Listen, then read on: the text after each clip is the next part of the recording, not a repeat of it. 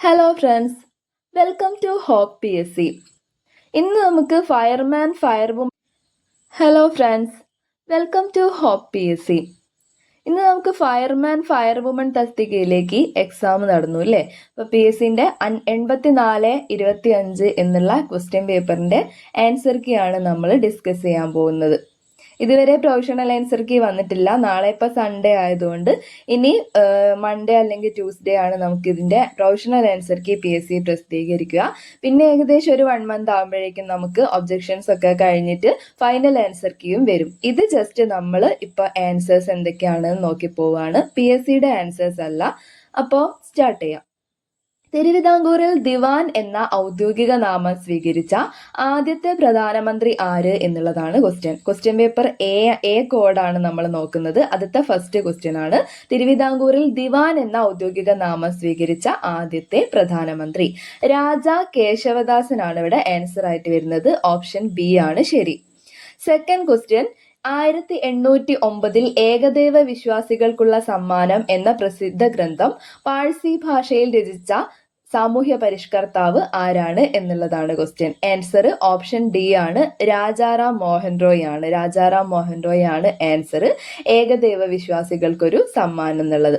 Okay, അടുത്ത മൂന്നാമത്തെ question, Chinese റിപ്പബ്ലിക്കിന്റെ ആദ്യത്തെ പ്രസിഡന്റ് ആര്? ആൻസർ ഓപ്ഷൻ ഡി ആണ്, സൻ യാത് സെൻ ആണ് ആൻസർ ആയിട്ട് വരുന്നത്. ഇനി നാലാമത്തെ ക്വസ്റ്റ്യൻ, കീഴരിയൂർ ബോംബ് കേസ് ഏത് പ്രസ്ഥാനവുമായി ബന്ധപ്പെട്ടിരിക്കുന്നു? ഇത് ഒരുപാട് വട്ടം PYQ ആണ്. ക്വിറ്റ് ഇന്ത്യ പ്രസ്ഥാനവുമായിട്ട് റിലേറ്റഡ് ആയിട്ടാണ് കീഴരിയൂർ ബോംബ് കേസ് വരുന്നത്. ഓക്കെ, നെക്സ്റ്റ് വണ്, 1851 അവധ് ഒരു ദിവസം നമ്മുടെ വായിൽ പതിക്കാൻ പോകുന്ന ഒരു ചെറി എന്ന് പറഞ്ഞത് ഏത് ഗവർണർ ജനറൽ ആണ് എന്നാണ് ക്വസ്റ്റ്യൻ. ആൻസർ ഓപ്ഷൻ ബി ആണ്, ഡൽഹൌസി പ്രഭു ആണ്. ഇത് ഒരുപാട് വട്ടം ചോദിച്ച ക്വസ്റ്റ്യൻ തന്നെയാണ്. ആറാമത്തെ ക്വസ്റ്റ്യൻ, നാറ്റോ സൈനിക സഖ്യത്തിൽ അവസാനമായി അംഗത്വം എടുത്ത രാജ്യം. ഇത് ഇമ്പോർട്ടന്റ് ആണ്, നമ്മൾ പഠിക്കുന്നതാണ്. സ്വീഡൻ ആണ് ആൻസർ. ഓപ്ഷനിൽ ഫിൻലാൻഡും ഉണ്ട്. ഫിൻലാൻഡിന്റെ ശേഷം സ്വീഡൻ കൂടി വന്നിട്ടുണ്ട്. 32 രാജ്യങ്ങളാണ് ഇപ്പൊ നാറ്റോയിലുള്ളത്. ഓക്കെ, ഇനി ഏഴാമത്തെ ക്വസ്റ്റ്യൻ, മൗസിൻ ഡ്രമിൽ ഏറ്റവും കൂടുതൽ വാർഷിക മഴ ലഭിക്കാനുള്ള കാരണം തന്നിട്ടുള്ളവയിൽ ഏതാണ് എന്നാണ് ക്വസ്റ്റ്യൻ. ഖാസി കുന്നുകളുടെ സാന്നിധ്യമാണ് കേട്ടോ. ഖാസി കുന്നുകളിലാണ് ഈ ഒരു മൗസിൻ ഡ്രം സ്ഥിതി ചെയ്യുന്നതെന്നൊക്കെ പറഞ്ഞിട്ട് മുന്നേയും ചോദിച്ചിട്ടുള്ള ക്വസ്റ്റ്യൻ ആണ്. അപ്പൊ ആൻസർ ഓപ്ഷൻ സി ആണ്. നെക്സ്റ്റ് വണ്, ഇന്ത്യയിലെ തുണി വ്യവസായവുമായി ബന്ധപ്പെട്ട് താഴെ നൽകിയിട്ടുള്ള പരാമർശങ്ങളിൽ ശരി ഏത് എന്നുള്ളതാണ് ക്വസ്റ്റ്യൻ. അപ്പം ഇവിടെ തന്നിരിക്കുന്ന എല്ലാ ഓപ്ഷൻസും ശരി തന്നെയാണ്. അതായത് ഇന്ത്യയിലെ ആദ്യത്തെ തുണിമില്ലുകൾ ബോംബെ, അഹമ്മദാബാദ് എന്നിവിടങ്ങളിലാണ് സ്ഥാപിക്കപ്പെട്ടത്. സ്വദേശി പ്രസ്ഥാനം ഇന്ത്യയിലെ പരുത്തിയുടെ ആവശ്യം വർദ്ധിപ്പിച്ചു എന്നുള്ളത് ശരിയാണ്. എല്ലാവരും പരുത്തി വസ്ത്രങ്ങൾ യൂസ് ചെയ്യാൻ തുടങ്ങി. പിന്നെ മൂന്നാമത്തേതെന്ന് പറഞ്ഞാൽ 1921 ശേഷം ഉണ്ടായ റെയിൽവേ വികസനം തുണി വ്യവസായത്തെ പുരോഗതിയിൽ എത്തിച്ചു. അതും ഓപ്ഷൻ ശരി തന്നെയാണ്. കാരണം ഇതിന്റെ ചരക്കിന്റെ ട്രാൻസ്പോർട്ടൊക്കെ ഈ റെയിൽവേ വന്നതോടുകൂടി കുറച്ചും കൂടി ഫാസ്റ്റ് ആയിട്ടുണ്ട് അല്ലെ. പിന്നെ ജലവൈദ്യുത ശക്തിയുടെ ലഭ്യത തമിഴ്നാട്ടിൽ തുണി വ്യവസായം വളരാൻ കാരണമായി. ചിലർക്കെങ്കിലും ആ ജലവൈദ്യുതി എന്നുള്ള ഫാക്ട് ചെറിയൊരു കൺഫ്യൂസിങ് ആയിട്ടുണ്ടാവും. കാരണം തമിഴ്നാട്ടിൽ അതിന് മാത്രം ജലമില്ലല്ലോ എന്നൊക്കെ ചിന്തിക്കും. അപ്പം ഓപ്ഷൻ ബിയിലോട്ട് പോകാനുള്ള ചാൻസ് ഉണ്ട്. പക്ഷെ ഓപ്ഷൻ ഡി ആണ് ശരിയായിട്ട് വരുന്നത്. കാരണം ആ ഓപ്ഷൻ ശരി തന്നെയാണ്. അത് ഈ ടെക്സ്റ്റ് ബുക്ക് ഫാക്ട് ആണ് കേട്ടോ. നെക്സ്റ്റ് വണ് വരുന്നത് 9ാമത്തെ ക്വസ്റ്റ്യൻ, തന്നിരിക്കുന്ന നദികളെ കേരളത്തിൽ കൂടി ഒഴുകുന്ന ദൂരത്തിന്റെ അടിസ്ഥാനത്തിൽ വലുതിൽ നിന്നും ചെറുതിലേക്ക് ക്രമപ്പെടുത്താനാണ്. ഇവിടെ ഓപ്ഷൻ നമ്മൾ പഠിക്കുന്ന അതേ ഒരു ഓർഡർ തന്നെയാണ്. കബനി, ഭവാനി, പാമ്പാർ, അത് തന്നെയാണ്. കേരളത്തിൽ കൂടി ഒഴുകുന്ന ദൂരത്തിന്റെ അടിസ്ഥാനത്തിലാണെങ്കിലും വലുതിൽ നിന്നും ചെറുതിലേക്ക് എഴുതുമ്പം കബനി കഴിഞ്ഞിട്ടാണ് ഭവാനി, പിന്നെയാണ് പാമ്പാർ വരുന്നത്. ഓക്കെ, അടുത്തത് 10ാമത്തെ ക്വസ്റ്റ്യൻ, താഴെ തന്നിട്ടുള്ളതിൽ ശരിയായ പട്ടിക ഏതെല്ലാം എന്നാണ് ചോദിച്ചിട്ടുള്ളത്. അതിൽ ഫസ്റ്റ് വണ് തന്നിരിക്കുന്നത് ഭൗമാന്തർ ഭാഗത്ത് നിന്നുള്ള ശിലാദ്രവ്യത്തിൽ നിന്നും രൂപപ്പെട്ട ശില എന്നാണ്. അത് അവസാദം എന്നാണ് കൊടുത്തിരിക്കുന്നത്. അതുകൊണ്ട് അത് തെറ്റാണ്. ആൻസർ ആയിട്ട് വരുന്നത് ഈ ആഗ്നേയ ശിലകളാണ്. അപ്പൊ ആഗ്നേയ ശിലകളാണ് മാതൃശില എന്നൊക്കെ അറിയപ്പെടുന്നത്. അപ്പൊ അതാണ് ശിലാദ്രവ്യത്തിൽ നിന്ന് ഉള്ളിൽ ഭാഗത്തുനിന്ന് രൂപപ്പെട്ട് വരുന്നത്. അപ്പൊ അത് തെറ്റാണ്. ഇനി രണ്ടാമത്തെ നോക്കാം. ഉയരം കൂടുന്നതനുസരിച്ച് ഊഷ്മാവ് കുറയുന്ന പ്രതിഭാസം ക്രമമായ താപനഷ്ട നിരക്ക് അല്ലെങ്കിൽ നമ്മൾ നോർമൽ ലാപ്സ് റേറ്റ് എന്നൊക്കെ പറഞ്ഞിട്ട് 165 പഠിക്കുന്നുണ്ട്. 165 മീറ്റർ കൂടുമ്പോൾ 1 ഡിഗ്രി സെൽഷ്യസ് കുറയും എന്നുള്ള രീതിക്കൊക്കെ ടെക്സ്റ്റ് ബുക്ക് ഫാക്ട് ആയിട്ട് പഠിച്ചു പോകുന്നുണ്ട്. അപ്പം ആ രണ്ടാമത്തെ ഓപ്ഷൻ ശരിയായിട്ടാണ് വരുന്നത്. അടുത്തതെന്ന് പറയുന്നത് ഭൂവൽക്കത്തെയും മാന്റിലിനെയും വേർതിരിക്കുന്ന മേഖല ഗുട്ടൻബർഗ് മേഖല എന്നാണ് പറഞ്ഞിട്ടുള്ളത്. പക്ഷെ അത് മിസ്റ്റേക്ക് ആണ്. അതിന്റെ ആൻസർ ശരിക്കും മൊഹറോവിസിക് എന്നുള്ളതാണ്. മൊഹറോവിസിക് ആണ് ഭൂവൽക്കത്തിനെയും മാന്റിലിനെയും വേർതിരിക്കുന്നത്. എന്നാൽ ഗുട്ടൻബർഗ് എന്തിനെയാ വേർതിരിക്കുന്നത്? നമുക്ക് ആ ക്വസ്റ്റ്യൻ പ്രതീക്ഷിക്കാം അല്ലെ? അപ്പൊ പഠിച്ചു വെക്കുക. മാന്റില്, അകക്കാമ്പ് എന്നിവയെ വേർതിരിക്കുന്നതാണ് ഗുട്ടൻബർഗ് എന്ന് പറയുന്നത്. എന്നാൽ മൊഹറോവിസിക് എന്ന് പറഞ്ഞാൽ ഭൂവൽക്കത്തിനെയും മാന്റിലിനെയും വേർതിരിക്കുന്നതാണ്. അപ്പൊ ഈ ഓപ്ഷൻ ഈ മൂന്നാമത്തത് തെറ്റായിട്ടാണ് വരുന്നത്. അപ്പൊ അത് തെറ്റാണ്. നെക്സ്റ്റ് വണ് നാലാമത്തെ നോക്കാം. നിശ്ചിത ദിശയിൽ നിശ്ചിത പാതയിലൂടെ സമുദ്രജലത്തിന്റെ സഞ്ചാരത്തിനെയാണ് നമ്മൾ സമുദ്രജല പ്രവാഹം എന്ന് പറയുന്നത്. അത് ശരി തന്നെയാണ്. നിശ്ചിത ദിശയിൽ നിശ്ചിത പാതയിൽ കൂടിയാണ് സമുദ്രജല പ്രവാഹം ഉണ്ടാവുക. അപ്പോൾ തന്നിരിക്കുന്നതിൽ വെച്ചിട്ട് ഓപ്ഷൻ ഡി ആണ് ശരിയായിട്ട് വരുന്നത്. 2ഉം 4ഉം ശരിയാണ്. ഓക്കെ, അടുത്തത് 11ാമത്തെ ക്വസ്റ്റ്യൻ. താഴെ നൽകിയിട്ടുള്ളവയിൽ ഹരിതഗൃഹ പ്രഭാവത്തിന് കാരണമല്ലാത്ത വാതകമാണ് ചോദിച്ചത്. ഇവിടെ നൈട്രജൻ ആണ്. നൈട്രജൻ അല്ലാത്ത ബാക്കിയൊക്കെ നമ്മൾ ഈ ഹരിതഗൃഹ വാതകം പഠിക്കുന്ന കാര്യങ്ങൾ തന്നെയാണ്. ഇതിന് മുമ്പേ ചോദിച്ചിട്ടുള്ള ക്വസ്റ്റ്യനുമാണ്. അടുത്തത് 12ാമത്തെ ക്വസ്റ്റ്യൻ. ചിനാബ് റെയിൽവേ പാലത്തെ കുറിച്ച് തന്നിരിക്കുന്ന പരാമർശങ്ങളിൽ ശരിയായത് ഏത് എന്നുള്ളത്. റിയാസി ജില്ലയിലാണെന്നൊക്കെ പറഞ്ഞിട്ട് നമ്മൾ പഠിക്കുന്നതാണ് അല്ലെ? അപ്പൊ ഓരോന്നോരോന്ന് നോക്കാം. ഇതെല്ലാം ശരി തന്നെയാണ് കേട്ടോ. റിയാസി ജില്ലയിലെ ബാക്കൽ സ്റ്റേഷനുകളെ ബന്ധിപ്പിക്കുന്നുണ്ട്. 359 മീറ്റർ ആണ് ഇതിന്റെ ഹൈറ്റ് എന്ന് പറയുന്നത്. ഈ നിർമ്മിതി ലോകത്തിൽ ഏറ്റവും ഉയരം കൂടിയ റെയിൽവേ പാലമാണ്. ഇന്ത്യയിലാണ് സ്ഥിതി ചെയ്യുന്നത്. പിന്നെ ബാരാമുള്ള, ശ്രീനഗർ, ഉധംപൂർ റെയിൽവേ പാതയിലായിട്ടാണ് ഈ ചെനാബ് പാലം സ്ഥിതി ചെയ്യുന്നത്.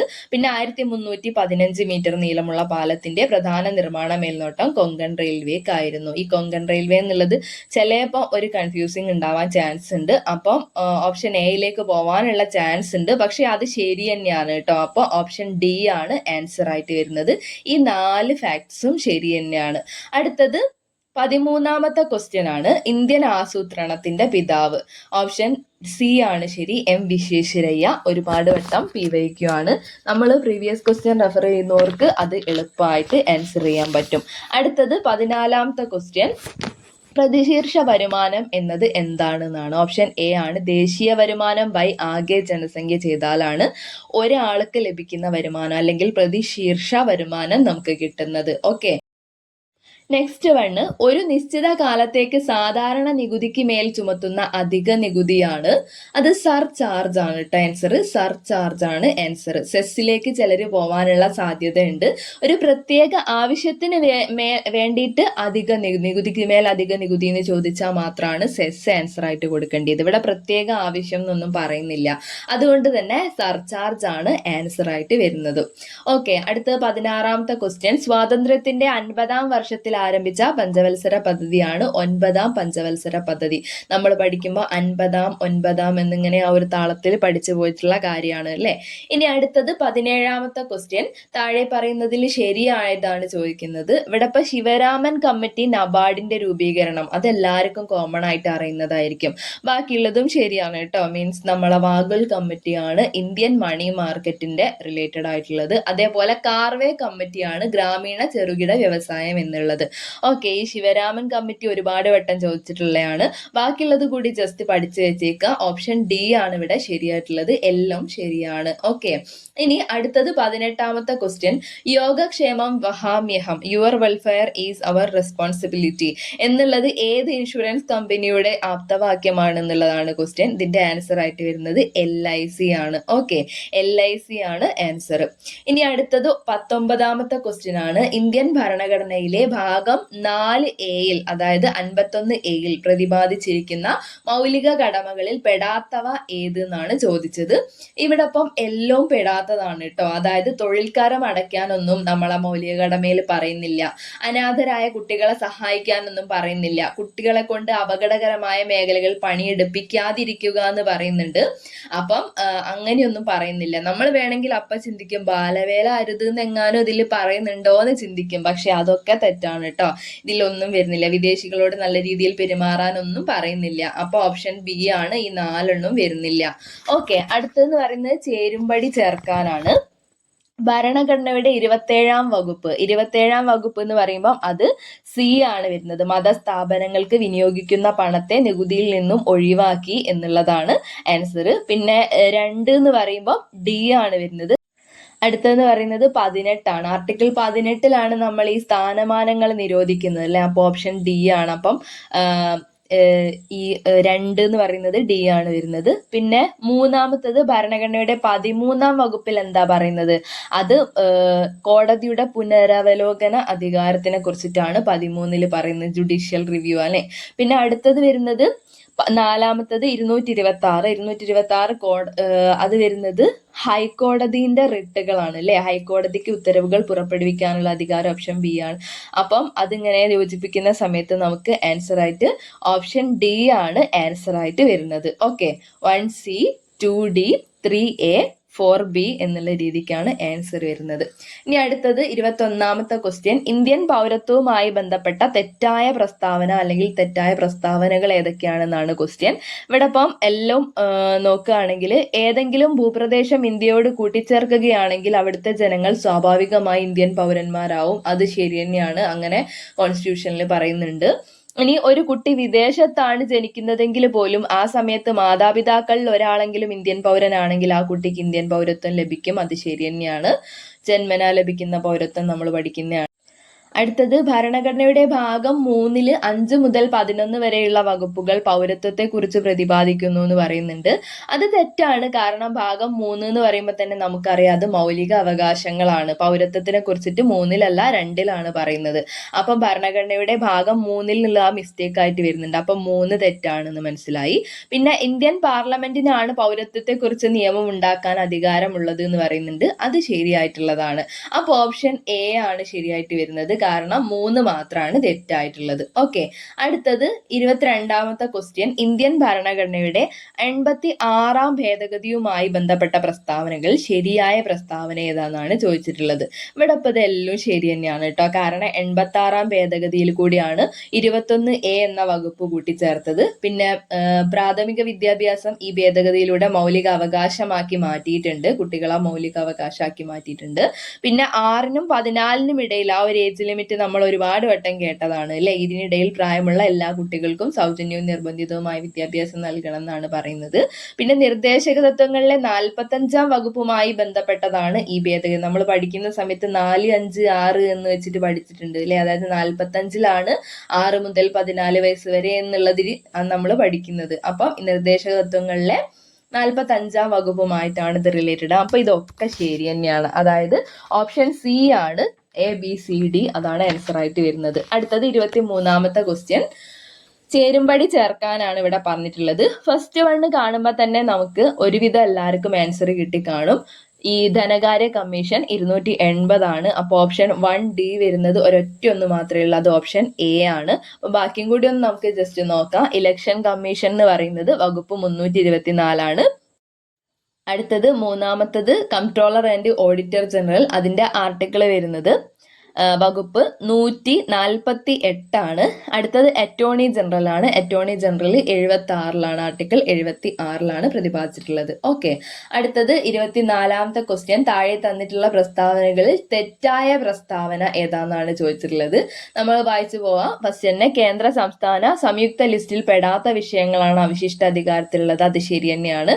പിന്നെ സൈബർ നിയമങ്ങൾ അവശിഷ്ട അധികാരത്തിൽ പെടുന്നു. ഇത് ഒരുപാട് വട്ടം PYQ ആണ്. അപ്പൊ സൈബർ നിയമങ്ങൾ ഈ അവശിഷ്ട അധികാരങ്ങളിലാണ്, ശരിയാണ്. അടുത്ത 3-ാമത്തെ ഓപ്ഷൻ, അവശിഷ്ട അധികാരങ്ങളിൽ നിന്ന് നിയമം നിർമ്മിക്കാൻ കേന്ദ്ര ഗവൺമെന്റിനും സംസ്ഥാന ഗവൺമെന്റിനും അധികാരമുണ്ട്. അത് തെറ്റാണ്. കാരണം ഈ സെൻട്രലിന് മാത്രമേ അതിനുള്ള അധികാരമുള്ളൂ, ഈ സ്റ്റേറ്റിന് അതിലൊരു കണക്ഷനും ഇല്ല. അപ്പൊ അവശിഷ്ട അധികാരങ്ങളിൽ നിയമം നിർമ്മിക്കാൻ നമ്മളെ കേന്ദ്ര ഗവൺമെന്റിന് മാത്രമേ പറ്റുള്ളൂ. അതുകൊണ്ട് 3-ാമത്തെ തെറ്റാണ്. ഇവിടെ ഇപ്പൊ അതിൽ തന്നെ ആൻസർ ആയി, ഓപ്ഷൻ ഡി ആണ് ഇവിടെ ആൻസർ ആയിട്ട് വരുന്നത്. 4-ാമത്തെ പോയിന്റ് നമുക്ക് വെറുതെ ഒന്ന് വായിച്ചു നോക്കാം. അവശിഷ്ട അധികാരം എന്ന ആശയം ഇന്ത്യ കടമെടുത്തത് കാനഡയിൽ നിന്നാണ്. കാന എന്ന് പറയുമ്പോൾ നമ്മൾ വേസ്റ്റ് ഇടുന്ന സ്ഥലമാണ് അല്ലെ. കാനയിൽ കൊണ്ടുപോയി തട്ടുക എന്നൊക്കെ കേട്ടിട്ടില്ലേ. അപ്പൊ കാന അത് കാനഡ, അപ്പൊ അത് അവശിഷ്ടം എന്നുള്ള രീതിക്ക് നമ്മൾ ഓൾറെഡി പഠിച്ചു വരുന്നതാണ്. അപ്പൊ അത് സെറ്റാന്ന് വിചാരിക്കുന്നത്. അപ്പൊ ഓപ്ഷൻ ഡി ആണ് ഇവിടെ ആൻസർ ആയിട്ട് വരുന്നത്. അടുത്തത് 25ാമത്തെ ക്വസ്റ്റ്യൻ, പാർലമെന്ററി സമ്പ്രദായത്തിന്റെ സവിശേഷതകളിൽ പെടാത്തവ ഏതെന്നാണ് ക്വസ്റ്റ്യൻ വന്നിട്ടുള്ളത്. കൂട്ടുത്തരവാദിത്തം ശരി തന്നെയാണ്. പ്രധാനമന്ത്രിയും മറ്റു മന്ത്രിമാരും നിയമനിർമ്മാണ സഭ അംഗങ്ങളാണ്, അത് ശരി തന്നെയാണ്. മന്ത്രിസഭയ്ക്ക് നിയമനിർമ്മാണ സഭയോട് ഉത്തരവാദിത്തം ഉണ്ടായിരിക്കുകയില്ല, ഉണ്ടായിരിക്കും എന്നാണ് അവിടെ വരേണ്ടത്. കാരണം മന്ത്രിസഭയ്ക്ക് നിയമനിർമ്മാണ സഭയോട് ഉത്തരവാദിത്തം ഉണ്ടായിരിക്കില്ല എന്ന് പറഞ്ഞിട്ട് അവിടെ തന്നിട്ടുള്ളത്. അതുകൊണ്ട് തന്നെ 3 തെറ്റായിട്ട് വരുന്നത്. അടുത്തത് 4ാമത്തെ, പാർലമെന്ററി സമ്പ്രദായത്തിൽ യഥാർത്ഥ ഭരണാധികാരിയും നാമമാത്രമായ ഭരണാധികാരിയും ഉണ്ടായിരിക്കും എന്ന് പറയുന്നുണ്ട്, അത് ശരി തന്നെയാണ്. അപ്പൊ ഇവിടെ ഓപ്ഷൻ ആൻസർ ആയിട്ട് വരുന്നത് ബി ആണ്. ബി 3 മാത്രമാണ് മിസ്റ്റേക്ക് ആയിട്ടുള്ളത്. ഓക്കെ, അടുത്തത് 26ാമത്തെ ക്വസ്റ്റ്യൻ, ഓപ്പറേഷൻ അമൃത്. ഇത് നമ്മൾ പഠിച്ചിട്ടുള്ളവർക്ക് 2 മാർക്ക് കിട്ടും കേട്ടോ. ഓപ്പറേഷൻ അമൃത് റിപ്പീറ്റ് ചെയ്ത ക്വസ്റ്റ്യൻ ആണ്.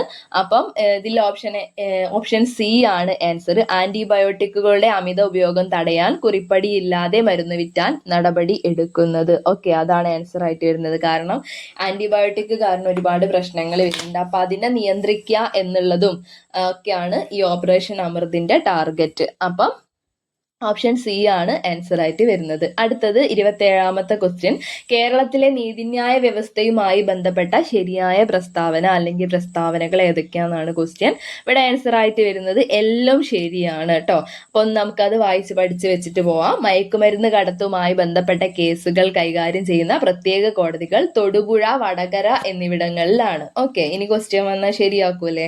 അടുത്തത് സെക്കൻഡ്, അവശ്യ വസ്തുക്കളുമായി ബന്ധപ്പെട്ട കേസുകൾ കൈകാര്യം ചെയ്യുന്ന പ്രത്യേക കോടതി എവിടെയാ? തൃശ്ശൂരാണ് കേട്ടോ, തൃശ്ശൂര്. നെയ്യാറ്റിൻകര, കൊട്ടാരക്കര എന്നീ 2 സ്ഥലങ്ങളിലായിട്ടാണ് അബ്കാരി കേസുകൾ മാത്രമുള്ള പ്രത്യേക കോടതികൾ പ്രവർത്തിക്കുന്നത്. ഓക്കെ, നെക്സ്റ്റ് വണ്, 4ാമത്തത്, ലോക് അദാലത്തിൽ തീർപ്പാക്കിയ കേസുകൾക്ക് തുടർന്ന് അപ്പീൽ പറ്റില്ല എന്ന് പറയുന്നുണ്ട്, അതും ശരി തന്നെയാണ്. നമുക്കിനി കുറച്ചും കൂടി ഫോഴ്സ് എക്സാംസ് ഒക്കെ വരുന്നുണ്ട്, പിന്നെ ഡ്രൈവർ എക്സാമും അങ്ങനെ കുറച്ച് എക്സാംസ് ഒക്കെ വരുന്നുണ്ട്. അപ്പൊ ഈ നിയമങ്ങൾ ഇതുമായിട്ട് റിലേറ്റഡ് എന്തെങ്കിലുമൊക്കെ ക്വസ്റ്റ്യൻ നമുക്ക് എക്സ്പെക്ട് ചെയ്യാം. അതുകൊണ്ട് തന്നെ ഈ ഫാക്ട്സ് ഒക്കെ പഠിച്ചിട്ട് പോവുക കേട്ടോ. അപ്പൊ ഇവിടെ ആൻസർ ആയിട്ട് വരുന്നത് ഓപ്ഷൻ എ ആണ്. 4 ശരി തന്നെയാണ്. ഓക്കെ, അടുത്തത് 28ാമത്തെ ക്വസ്റ്റ്യൻ, കേരള പബ്ലിക് സർവീസ് കമ്മീഷന്റെ ചെയർമാൻ ആയിട്ടില്ലാത്ത വ്യക്തി ആരാന്നാണ് ക്വസ്റ്റ്യൻ. ഇവിടെ ഓപ്ഷൻ സി ആണ് ശരി. ഡോക്ടർ സിറിയാക് തോമസ് മാത്രമാണ് ഇതിൽ PSCന്റെ ചെയർമാൻ ആയിട്ടില്ലാത്ത വ്യക്തി, ബാക്കിയുള്ളവരൊക്കെ ആയിട്ടുണ്ട് കേട്ടോ. അടുത്ത ആരൊക്കെ ആയത്? ഗംഗാധരക്കുറുപ്പ്, KG അടിയോടി, സാവൻകുട്ടി TM ഇവരൊക്കെ PSCയുടെ ചെയർമാൻമാരായിട്ടുള്ള വ്യക്തികളാണ് കേട്ടോ.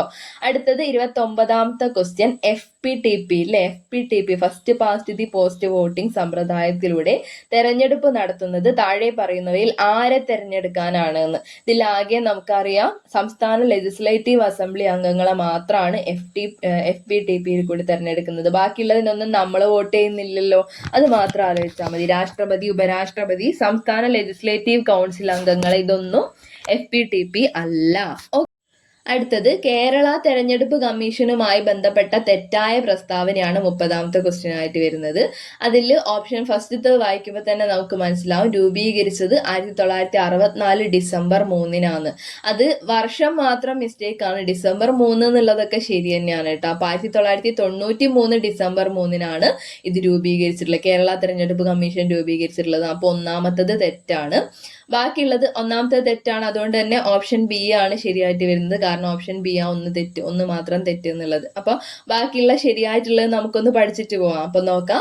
തെരഞ്ഞെടുപ്പ് കമ്മീഷണറെ നിയമിക്കുന്നത് കേരള ഗവർണറാണ്, അത് ശരിയാണ്. അടുത്തത്, തദ്ദേശ സ്വയംഭരണ സ്ഥാപനങ്ങളിലേക്ക് തെരഞ്ഞെടുപ്പ് നടത്തുന്നത് ഈ കേരള തെരഞ്ഞെടുപ്പ് കമ്മീഷനാണ്. ഈ സംസ്ഥാന ഇലക്ഷൻ കമ്മീഷന്റെ ആകെ ഒരു ധർമ്മം അത് മാത്രമാണ് അല്ലെ, തദ്ദേശ സ്വയംഭരണത്തിന് മാത്രമാണ് ഒരു തെരഞ്ഞെടുപ്പിന് മേൽനോട്ടം വഹിക്കുന്നത്. ഓക്കെ, അടുത്തത്, ആദ്യത്തെ തെരഞ്ഞെടുപ്പ് കമ്മീഷണർ MSK രാമസ്വാമി ആയിരുന്നു, അത് ശരിയാണ്. അപ്പൊ ഈ 3 ശരി. ബാക്കിയുള്ള ഈ 2, 3, 4 ശരി തന്നെയാണ്. അപ്പൊ അത് നമ്മളൊന്ന് പഠിച്ചിട്ട് പോകണം കേട്ടോ. കാരണം അടുത്ത എക്സാമിന് അത് തിരിച്ചും മറിച്ചും ചോദിച്ചു കഴിഞ്ഞാൽ നമുക്കത് ആൻസർ ചെയ്യാൻ വേണ്ടി പറ്റണം. ഓക്കെ, നെക്സ്റ്റ് വണ്, 31ാമത്തെ ക്വസ്റ്റ്യൻ, പൊതുവിദ്യാഭ്യാസ സംരക്ഷണ യജ്ഞത്തിന്റെ ലക്ഷ്യത്തിൽ പെടാത്തത് ഏതെന്നാണ് ക്വസ്റ്റ്യൻ.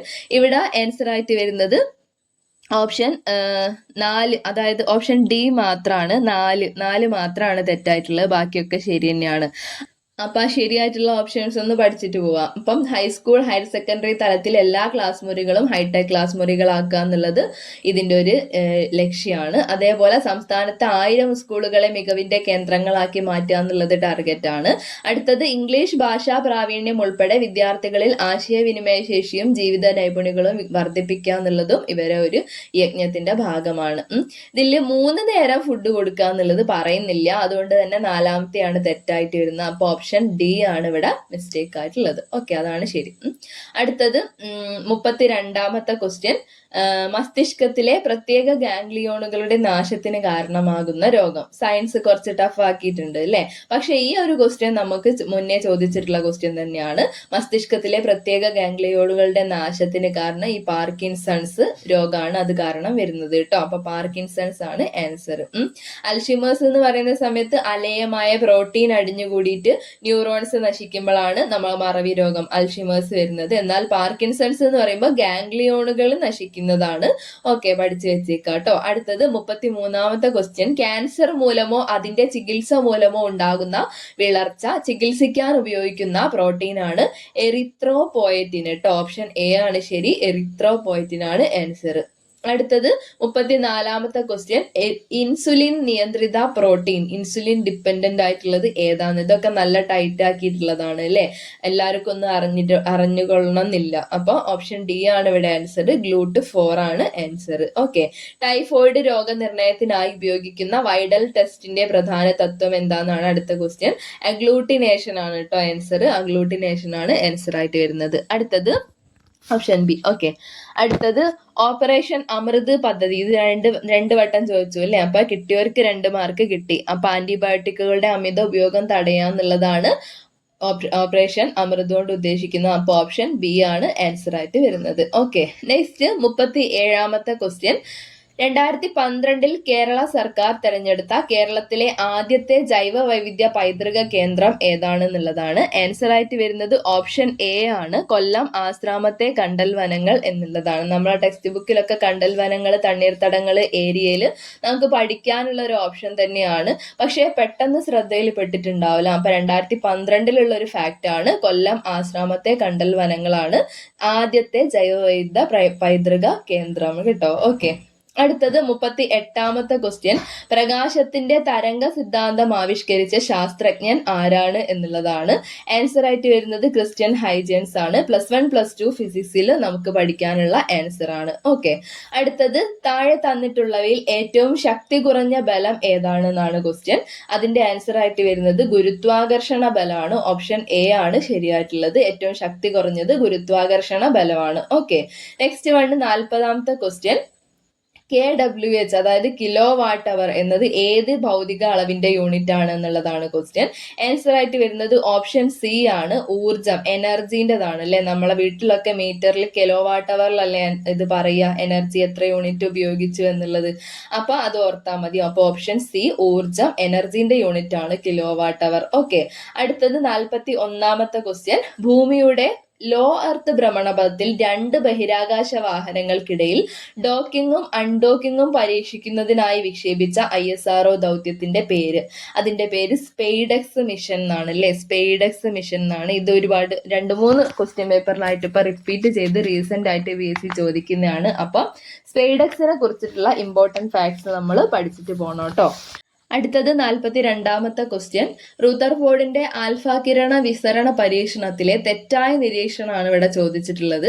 ഓപ്ഷൻ ബി ആണ് തെറ്റായിട്ടുള്ളത്. കാരണം സ്വർണ്ണത്തകിടിലൂടെ മിക്ക ആൽഫ കണങ്ങളും 180 ഡിഗ്രി വരെ വ്യതിചലിച്ചു എന്നുള്ളത് മിസ്റ്റേക്ക് ആണ്.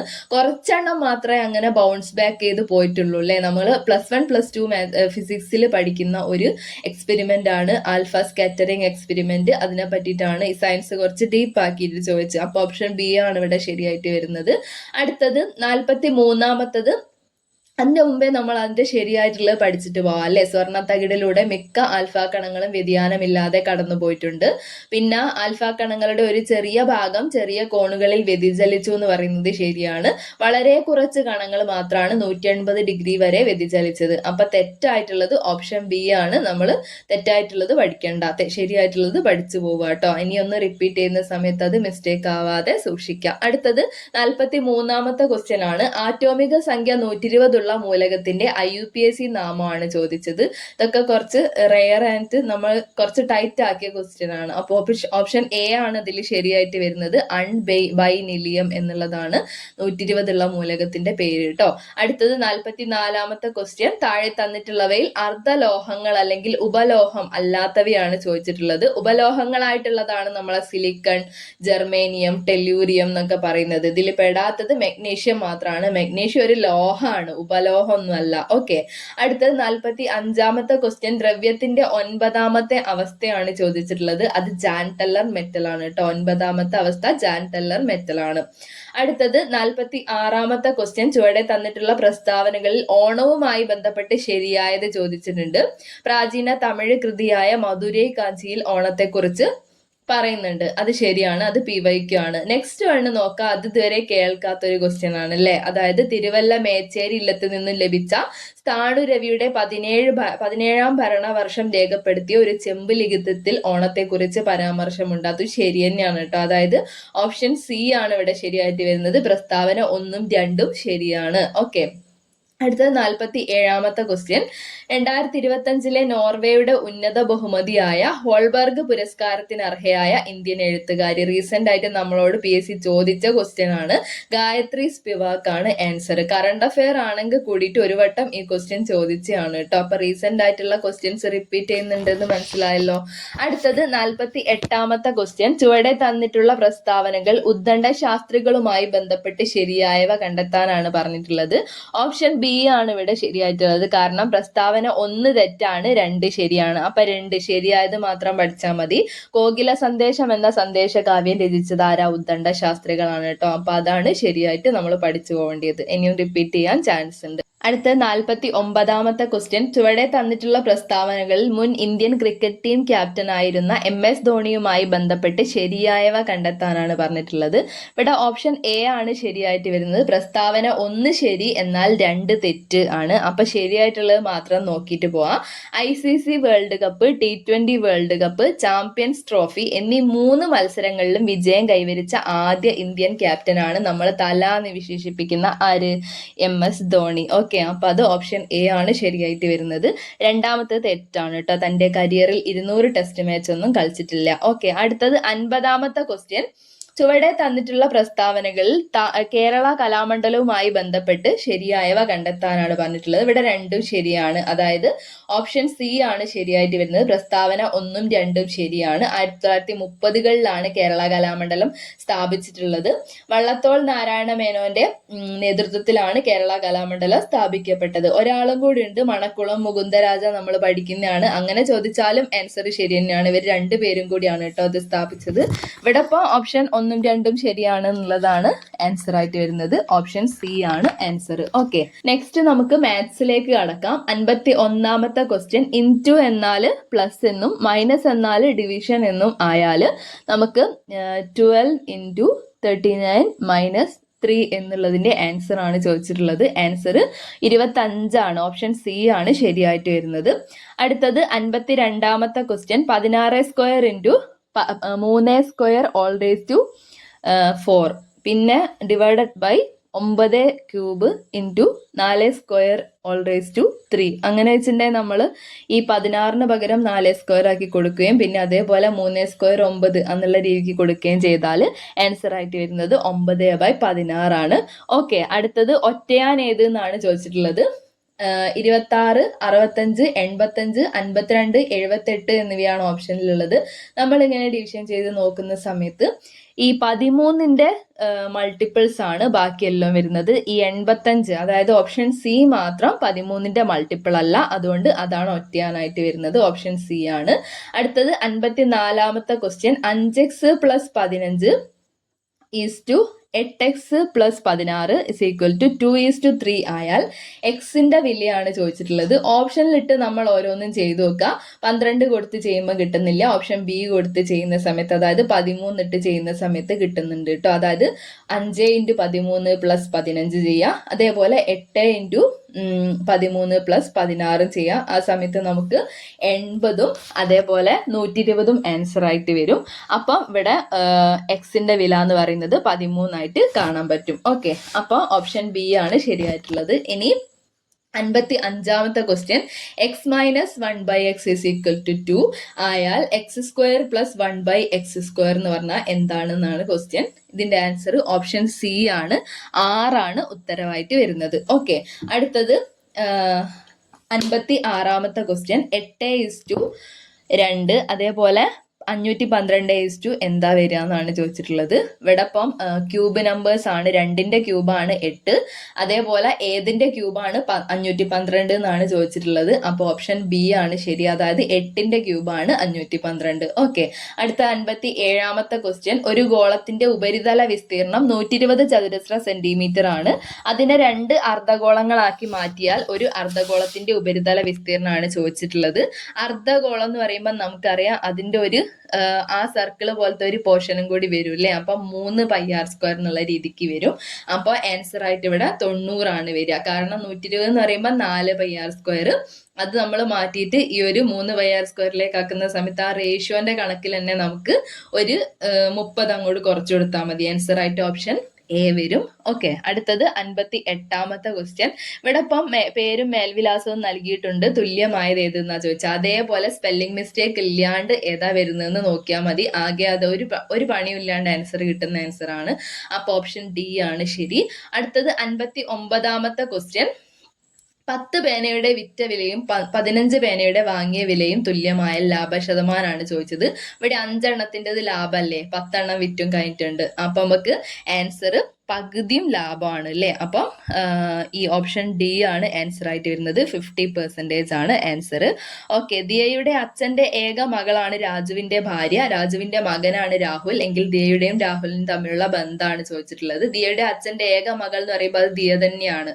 പിന്നെ രാജുവിന്റെ മകനാണ് രാഹുൽ എന്ന് പറയുന്നുണ്ട്. ഇത് രാജുവിന്റെ ഭാര്യയാണ് ഈ മകള്, അപ്പം ഭർത്താവാണെന്ന് കിട്ടി. അപ്പൊ രാജുവിന്റെ മകനാണ് രാഹുൽ എന്ന് പറയുമ്പോൾ ദിയന്റെ മകൻ തന്നെയാണ് രാഹുൽ. അപ്പൊ ഓപ്ഷൻ എ ആണ് മകൻ എന്നുള്ളതാണ് ആൻസർ ആയിട്ട് വരുന്നത്. ഓക്കെ, അടുത്തത് 61ാമത്തെ ക്വസ്റ്റ്യൻ, നമ്മൾ സ്പെഷ്യൽ ടോപ്പിക്കിലേക്ക് കടക്കുകയാണ്.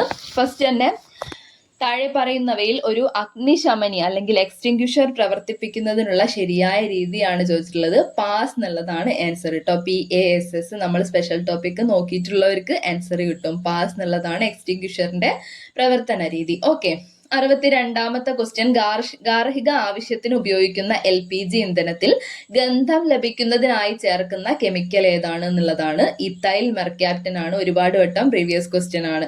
അടുത്തത് ഡ്രൈ ഐസ്. ഡ്രൈ ഐസ് എന്നറിയപ്പെടുന്നത് എന്താണ്? അത് സോളിഡ് കാർബൺ ഡൈ ഓക്സൈഡ് ആണ് കേട്ടോ. കാർബൺ ഡൈ ഓക്സൈഡിന്റെ ഖരരൂപത്തിനെയാണ് നമ്മൾ ഡ്രൈ ഐസ് എന്ന് വിളിക്കുന്നത്. അടുത്തത് ലോഹങ്ങളിൽ ഉണ്ടാകുന്ന അഗ്നിബാധ ഏത് തരം അഗ്നിബാധയിൽ ഉൾപ്പെടുന്നു എന്നാണ് ചോദിച്ചത്. ഇവിടെ നമ്മൾ സ്പെഷ്യൽ ടോപ്പിക് ഒന്ന് ഡീപ്പായിട്ട് പഠിക്കണം, എന്നാലേ എന്നെ ഇതിന്റെ ആൻസർ കിട്ടുള്ളൂ. ക്ലാസ് ഡി ഫയർ ആണ് കേട്ടോ. ക്ലാസ് എ ഫയർ നമുക്കറിയാം എന്താണ്, അത് ഖരപദാർത്ഥങ്ങളിൽ ഉണ്ടാവുന്ന അഗ്നിബാധയാണ്.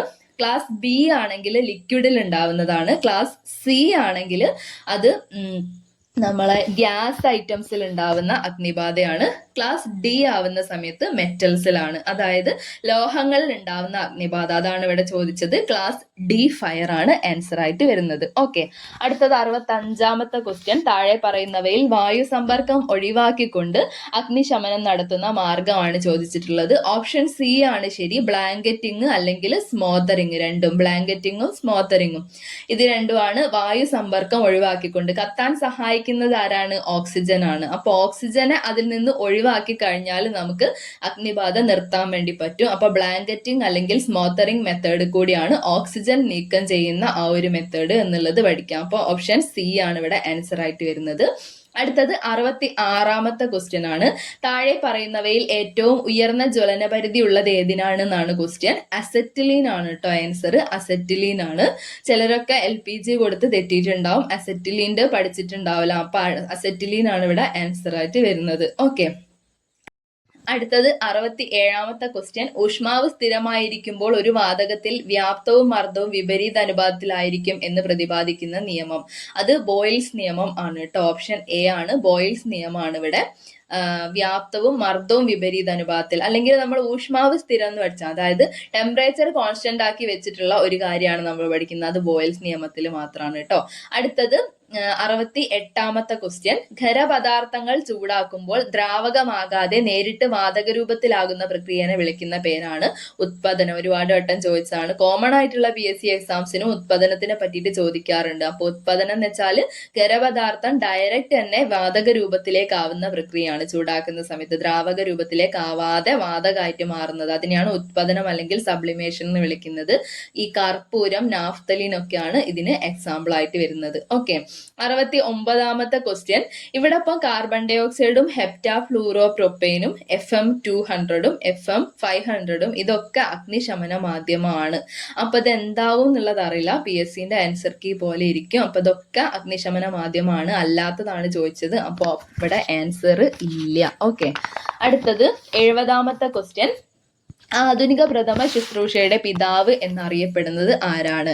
ഇത് ഫ്രെഡറിക് എസ്മാർക്ക് ആണ്. നമ്മൾ ഈ അഗ്നിശമനത്തിന്റെ പഠിച്ചു വരുന്ന സമയത്ത്, പ്രഥമ ശുശ്രൂഷന്റെ പഠിച്ചു വരുന്ന സമയത്ത് അതിന്റെ സ്റ്റാർട്ടിംഗ് പോയിന്റ് തന്നെയാണ് അല്ലെ ഇത്. പിതാവ് നമ്മൾ പഠിക്കുന്നതാണ്. ഫ്രെഡറിക് എസ്മാർക്ക് ആണ് ആൻസർ ഫസ്റ്റ് എയ്ഡിന്റെ. ഓക്കെ, അടുത്തത് 71ാമത്തെ ക്വസ്റ്റ്യൻ. കുട്ടികളിൽ അസ്ഥി വളഞ്ഞ് ഒരു ഭാഗം മാത്രം ഒടിയുന്ന തരം അസ്ഥിഭംഗത്തിനെ വിളിക്കുന്ന പേരാണ് ഗ്രീൻ സ്റ്റിക്ക് ഫ്രാക്ചർ കേട്ടോ. ഗ്രീൻ സ്റ്റിക്ക് ഫ്രാക്ചർ ആണ് കുട്ടികളിൽ സംഭവിക്കുന്നത്. ഓക്കെ, അടുത്ത 72ാമത്തെ ക്വസ്റ്റ്യൻ. CPRന്റെ ഫുൾ ഫോം ആണ് ചോദിച്ചിട്ടുള്ളത്. കാർഡിയോ പൾമണറി റെസിസ്റ്റേഷൻ എന്നുള്ളതാണ് CPRന്റെ ഫുൾ ഫോം. കഴിഞ്ഞ ഫയറിന്റെയും ക്വസ്റ്റ്യൻ തന്നെയായിരുന്നു, റിപ്പീറ്റിംഗ് ആണ്. ഓക്കെ, അടുത്തത് 73ാമത്തെ ക്വസ്റ്റ്യൻ. അമിത രക്തസ്രാവം മൂലം ജീവൻ അപകടത്തിലാകുമ്പോൾ ഉപയോഗിക്കുന്ന പ്രഥമ ശുശ്രൂഷ ഏതാന്നാണ് ചോദിച്ചത്. അമിത രക്തസ്രാവം ഉണ്ടാകുമ്പോൾ കെട്ടുന്നത് അല്ലെ, അതായത് ടൂർണിക്ക എന്നുള്ളതാണ് ആൻസർ കേട്ടോ. അടുത്തത് നിരവധി ആളുകൾക്ക് പരിക്കേറ്റ് വൈദ്യസഹായം നൽകേണ്ട സാഹചര്യത്തിൽ പരിക്കേറ്റ ആളുകളെ തരംതിരിക്കുന്ന പ്രക്രിയനെ വിളിക്കുന്ന പേരാണ് കേട്ടോ ട്രയേജ്. നമ്മൾ ഫസ്റ്റ് ഈ ഒരു സ്പെഷ്യൽ ടോപ്പിക്കിൽ പഠിക്കുന്നതാണ്. അപ്പൊ നിരവധി ആളുകൾക്ക് പരിക്കേറ്റിട്ടുണ്ടെങ്കിൽ അവിടെ ട്രയേജ് എന്ന് പറയുന്ന ഒരു മെത്തേഡ് കൂടി, കൂടുതൽ പരിക്കുള്ളവരെ വേറെ, കുറച്ച് പരിക്കുള്ളവരെ വേറെ, അങ്ങനെ സെപ്പറേറ്റ് ചെയ്ത് വെക്കും, തരംതിരിക്കും. അതിനെ വിളിക്കുന്ന പേര് ട്രയേജ്. ഓക്കെ, അടുത്തത് 75ാമത്തെ ക്വസ്റ്റ്യൻ. മനുഷ്യന്റെ നിശ്വാസ വായുവിൽ ഓക്സിജന്റെ അളവാണ് ചോദിച്ചിട്ടുള്ളത്. 17% ഇവിടെ ഓപ്ഷൻ ശരിയായിട്ട് വരുന്നത് കേട്ടോ. ശരിക്കും നമ്മൾ പഠിക്കുന്ന സമയത്ത് 21 ഉള്ളോട്ടെടുക്കുമ്പോൾ 16 പുറത്തേക്ക് വിടുന്നു എന്നുള്ള രീതിക്കാണ് ടെക്സ്റ്റ് ബുക്കിലൊക്കെ ഉള്ളത്. അപ്പൊ 16നോട് അടുത്ത് നിൽക്കുന്ന ഒരു നമ്പർ 17. ഓക്കെ, മനുഷ്യന്റെ നിശ്വാസ വായുവിൽ 17% ഓക്സിജൻ ആണ് പുറത്തേക്ക് പോകുന്നു. ഓക്കെ, അടുത്തത് ഓപ്ഷൻ സി ആണ്. അടുത്തത് 76ാമത്തെ ക്വസ്റ്റ്യൻ. AED ഏത് അവസ്ഥയിൽ ഉപയോഗിക്കുന്നു എന്നുള്ളതാണ്. ഹൃദയാഘാതം വരുമ്പോഴാണ് കേട്ടോ AED ഉപയോഗിക്കുന്നത്. അടുത്തത് 77ാമത്തെ ക്വസ്റ്റ്യൻ. പ്രഥമ ശുശ്രൂഷയിൽ ABC എന്നത് എന്തിനെ സൂചിപ്പിക്കുന്നു എന്നാണ് ക്വസ്റ്റ്യൻ. ഓപ്ഷൻ ഡി ആണ് ആൻസർ ആയിട്ട് വരുന്നത്. Airway breathing circulation. Airway breathing circulation എന്നുള്ളതാണ് ABCന്റെ ഫുൾ ഫോം. ഓക്കെ, അടുത്തത് 78ാമത്തെ ക്വസ്റ്റ്യൻ. സ്പ്ലിന്റ് താഴെ പറയുന്നവയിൽ എന്തുമായി ബന്ധപ്പെട്ടതാണ് എന്നാണ് ക്വസ്റ്റ്യൻ. അസ്ഥിഭംഗവുമായിട്ട് ബന്ധപ്പെട്ട. സ്പ്ലിന്റ് എന്ന് പറഞ്ഞാൽ ഒരു സ്കെയില് പോലത്തെ സാധനം ഈ നമ്മളെ അസ്ഥിന്റെ അവിടെ ഈ മൂവ്മെന്റ് കുറയ്ക്കാൻ വേണ്ടിയിട്ട് കെട്ടിവെക്കും അല്ലെ. അതിനെ വിളിക്കുന്ന പേരാണ് ഈ സ്പ്ലിന്റ് എന്നുള്ള. അപ്പൊ അസ്ഥിഭംഗം ഉണ്ടാകുമ്പോഴാണ് ഈ സ്പ്ലിന്റ് യൂസ് ചെയ്യുന്നത്. ഓക്കെ, അടുത്തത് 79ാമത്തെ ക്വസ്റ്റ്യൻ. ഇന്ത്യയിൽ വിവര സാങ്കേതിക വിദ്യ നിയമം നിലവിൽ വന്ന വർഷം. നമ്മൾ IT ആക്ട് 2000 വന്നത്. എത്രയോ വട്ടം ചോദിച്ച ക്വസ്റ്റ്യൻ ആണ് അല്ലേ. അപ്പം ഓപ്ഷൻ എ 2000 എന്നുള്ളതാണ് ആൻസർ. അടുത്തത് അതിൽ ഭേദഗതി വന്നതാണ് കേട്ടോ 2008. അത് ജസ്റ്റ് പഠിച്ചു പോണേ. അടുത്തത് 80ാമത്തെ ക്വസ്റ്റ്യൻ. സാമ്പത്തിക കുറ്റത്തിനോ മറ്റു ദുരുദ്ദേശങ്ങൾക്കോ ക്രിമിനൽ ഉദ്ദേശത്തോടെ കമ്പ്യൂട്ടർ സിസ്റ്റങ്ങളിലേക്ക് കടന്നു കയറുന്ന സൈബർ ക്രിമിനലിനെ വിളിക്കുന്ന പേര് ബ്ലാക്ക് ഹാറ്റ് ഹാക്കർ എന്നുള്ളതാണ് കേട്ടോ. ബ്ലാക്ക് ഹാറ്റ് ഹാക്കർ ആണ് ദുരുദ്ദേശത്തോടെ അല്ലെങ്കിൽ ക്രിമിനൽ ഉദ്ദേശത്തോടെ കമ്പ്യൂട്ടർ സിസ്റ്റങ്ങളിലേക്ക് കടന്നു കയറുന്നത്. Okay, hackers. Okay, option B ആണ് ശരി. അടുത്തത് 81ാമത്തെ ക്വസ്റ്റ്യൻ നമ്മൾ മലയാളത്തിലേക്ക് കടക്കുകയാണ്. മലയാളം കുറച്ചൊന്ന് ടൈറ്റ് ആക്കി അല്ലേ. ശരിയായ പദമാണ് ചോദിച്ചിട്ടുള്ളത് ആച്ഛാദനം എന്നുള്ള ഓപ്ഷൻ ബി ആണ് ശരി. 2 ചാവരും, അച്ഛന്റെ ചായ ആണ് ഇവിടെ ആൻസർ ആയിട്ട് വരുന്നത്. പിന്നെ അടുത്തത് 82ാമത്തെ ക്വസ്റ്റ്യൻ. ഇവിടെ താഴെ തന്നിട്ടുള്ളതിൽ കുതിര എന്ന അർത്ഥം വരാത്ത പദമാണ് ചോദിക്കുന്നത്. ആൻസർ ഓപ്ഷൻ സി ആണ്, അശ്മകം എന്നുള്ളതാണ് തെറ്റ്. അശ്വം എന്ന് പറഞ്ഞിട്ടുണ്ടെങ്കിൽ കുതിരയാണ്. നമ്മൾ പെട്ടെന്ന് അതാണോ എന്ന് ചിന്തിച്ചിട്ട് ചിലപ്പം മിസ്റ്റേക്ക് ആക്കും, അല്ലെങ്കിൽ നമ്മൾ സ്കിപ്പ് ചെയ്യാൻ ചാൻസ് ഉള്ളതാണ്. ബാക്കിയുള്ളതൊക്കെ കുതിര എന്നുള്ള മീനിങ് ആ പഠിച്ചിട്ട് പോവാം. അർവാവ് കുതിര. ഓക്കെ, കുതിരേന്റെ പര്യായ പദങ്ങളാണ് അർവാവ്, കിങ്കിരം, കിങ്കിരം, സപ്തി, ഇതൊക്കെ പറയുന്നത് കുതിരേന്റെ പര്യായങ്ങളാണ്. അപ്പൊ അർവാവ്, കിങ്കിരം, സപ്തി, അശ്വം എന്നൊക്കെ പറയുന്നത് കുതിരേന്റെ പര്യായ പദങ്ങളാണ്. ഈ അശ്മകം എന്നുള്ളത് ആണ് ഇവിടെ മിസ്റ്റേക്ക് ആയിട്ട് വരുന്നത്. അപ്പൊ ഓപ്ഷൻ സി ആണ് തെറ്റ്. ഓക്കെ, അടുത്തത് 83ാമത്തെ ക്വസ്റ്റ്യൻ. അത് ചുവപ്പ് എന്നതിന് സമാനമായ പദമാണ് ചോദിക്കുന്നത്. ഇവിടെ ഓപ്ഷൻ എയും ബിയും ശരിയാണ്. കാരണം താമ്രവർണ്ണം ചുവപ്പ് നമ്മൾ പഠിക്കുന്നതാണ്. ലോഹിതം അതും ചുവപ്പ് അല്ലെങ്കിൽ രക്തം ഒക്കെ ഉള്ള മീനിങ് ആണ്. അപ്പൊ ചുവപ്പ് എന്നുള്ളതിന് ഇവിടെ 2 ഓപ്ഷൻസ് ശരിയായിട്ട് വരുന്നുണ്ട്. ലോഹിതം, താമ്രം രണ്ടും വരുന്നുണ്ട്. അപ്പൊ ഓപ്ഷൻ എയും ബിയും ശരിയാണ്. അതുകൊണ്ട് തന്നെ നമുക്കിത് ഡബിൾ ആൻസർ വന്നിട്ടുണ്ട്. ഒന്നെങ്കിൽ ഡിലീറ്റ് ആവും, അല്ലെങ്കിൽ ഏതെങ്കിലും ഒന്ന് PSC തീരുമാനിക്കും. നമുക്ക് അതുപോലെ നോക്കാം. ഫൈനൽ ആൻസർ കീ വരുന്നതിനനുസരിച്ച് ഇരിക്കും കേട്ടോ. ഓക്കെ, അടുത്തത് 84ാമത്തെ ക്വസ്റ്റ്യൻ. താമസം എന്നതിന്റെ നാനാർത്ഥങ്ങളാണ് പാമ്പ്, മൂങ്ങ, ഇരുട്ട്, തമോ ഗുണം എന്നിവ. അപ്പൊ ഓപ്ഷൻ എ ആണ് ശരി. താമസം എന്നതിന്റെ നാനാർത്ഥങ്ങളാണ് പാമ്പ്, മൂങ്ങ, ഇരുട്ട്, തമോ ഗുണം. ഓക്കെ, അടുത്തത് 85ാമത്തെ ക്വസ്റ്റ്യൻ ആണ്. എതിർലിംഗം എഴുതാനാണ് ചോദിച്ചത്. വിധവ, വിധവേന്റെ എതിർലിംഗം വിധുരൻ എന്നുള്ളതാണ് കേട്ടോ. ഈ ധാ തന്നെ, അതായത് ഞാ തിരിച്ചിടുന്ന ധാ തന്നെയാണ് ഇവിടെയും വരുന്നത്. അപ്പൊ അത് ഓർത്ത് വെക്കുക. ഓപ്ഷൻ സി എതിർലിംഗം വിധവേന്റെ ഓപ്പോസിറ്റ് എതിർലിംഗാണ് വിധുരൻ. ഓക്കെ, അടുത്തത് 86ാമത്തെ ക്വസ്റ്റ്യൻ. അജ്ഞന്മാർക്ക് അനുഷ്ഠാന കർമ്മങ്ങൾ ഉണ്ടോ? സമാനാർത്ഥം വരുന്ന പഴഞ്ചൊല്ലാണ് ചോദിച്ചിട്ടുള്ളത്. ഇവിടെ കാട്ടുകോഴിക്കുണ്ടോ മകരസംക്രാന്തി എന്നുള്ളതാണ് ആൻസർ ആയിട്ട് വരുന്നത്. ഓക്കെ, ആ ഒരു ശൈലി നമ്മൾ പഴഞ്ചൊല്ല് പറയുമ്പോൾ കാട്ടുകോഴിക്കുണ്ടോ മകരസംക്രാന്തി, അതായത് അതിന് അനുഷ്ഠാനോ ആചാരമോ ഒന്നും ഇല്ലല്ലോ. അപ്പൊ അത് ഓർത്താൽ മതി. ഓക്കെ, ഒരു കോമൺ സെൻസ് കൊണ്ട് ആൻസർ കിട്ടും അല്ലെ. അടുത്തത് 87ാമത്തെ ക്വസ്റ്റ്യൻ. കാപ്പ് കെട്ടുക എന്ന ശൈലിയുടെ അർത്ഥം എന്താണെന്നാണ് ചോദിച്ചത്. ഒരുങ്ങുക എന്നാണ് കേട്ടോ. എന്തെങ്കിലും ഒരു കാര്യത്തിന് വേണ്ടി തയ്യാറാകുന്നതിനാണ് കാപ്പ് കെട്ടുക, കച്ച കെട്ടുക എന്നൊക്കെ പറയുന്നത്. ഓക്കെ, അടുത്തത് 88ാമത്തെ ക്വസ്റ്റ്യൻ. പിരിച്ചെഴുതാനാണ് പറഞ്ഞിട്ടുള്ളത്. വെണ്മ, വെണ്മേനെ തിരിക്കുന്ന സമയത്ത് വെൾ പ്ലസ് മാ എന്നുള്ളതാണ്. ഇവിടെ ഇപ്പൊ 2 ഓപ്ഷൻ വെച്ചിട്ട് നമുക്കെല്ലാം കൺഫ്യൂഷൻ ആവും അല്ലെ. വെള് പ്ലസ് മാ ആണോ വെൾ പ്ലസ് മാ ആണോ, അതായത് ചില്ലക്ഷരമാണോ യൂസ് ചെയ്യേണ്ടത് അവിടെ എന്നുള്ള ഒരു കൺഫ്യൂഷൻ ഉണ്ടാവും. അപ്പോൾ ഓപ്ഷൻ എയോ ഡിയോ നമുക്ക് ഫൈനൽ ആൻസർക്ക് വരുന്ന പോലെ നോക്കാം കേട്ടോ. ഇതിന്റെ മുമ്പേ ഒരു വട്ടം വെള് പ്ലസ് മാ എന്നുള്ളത് ആൻസർ ആയിട്ട് കൊടുത്തത് കണ്ടിട്ടുണ്ട്. ഓക്കെ, ഓപ്ഷൻ എ ആണ് ശരിയാവാനും മോസ്റ്റ് ചാൻസ്. ഓക്കെ, അടുത്തത് 89ാമത്തെ ക്വസ്റ്റ്യൻ. ഒറ്റപ്പദം എഴുതാനാണ് പറഞ്ഞിട്ടുള്ളത്. എളുപ്പത്തിൽ ചെയ്യാവുന്ന കാര്യം, അത് സുകരം ആണ് കേട്ടോ. ഓപ്ഷൻ സി ആണ് ശരിയായിട്ടുള്ളത്. സുകരം ആണ് ആൻസർ ആയിട്ട് വരുന്നത്. അടുത്തത് 90ാമത്തെ ക്വസ്റ്റ്യൻ. അർത്ഥപൂർണവും യുക്തിസഹവുമായ വാക്യം നിർമ്മിക്കാനാണ് പറഞ്ഞിട്ടുള്ളത്.